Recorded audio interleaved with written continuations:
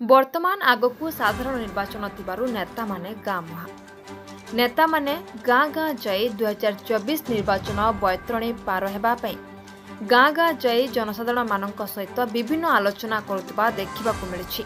ए परिप्रेक्षी में 2024 फेब्रुआरी 10 तारिख शनिवार कलाहांडी जिला नल्ला ब्लॉक अंतर्गत पलम चारि छकरे अंचल गरीब नेता तथा समाजसेवी श्री जितू मिश्र आसी समस्त जनसाधारण सहित मिसी 2024 निर्वाचन में आमे अंचल स्थानीय नेता बीजेडी तरफ टिकेट देवाई समस्ते एकजुट होई माननीय मुख्यमंत्री तथा बीजेडी सुप्रीम को आगरी दाबी जणाइबापई आह्वान देथिले।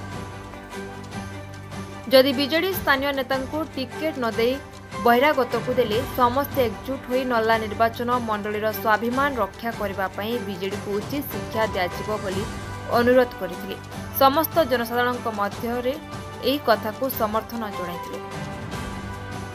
अन्यमानक मध्य वरिष्ठ सांबादिक श्री उमाशंकर मिश्र, वरिष्ठ सांबादिक श्री भिकारी गौड़, श्री ठाकुर साहू, श्री धनेश्वर साहू, श्री जितू साहू प्रमुखों सहित जनसाधारण उपस्थित थे। State crime bureau chief Umashankar Mishra report Nilachakra TV Odisha.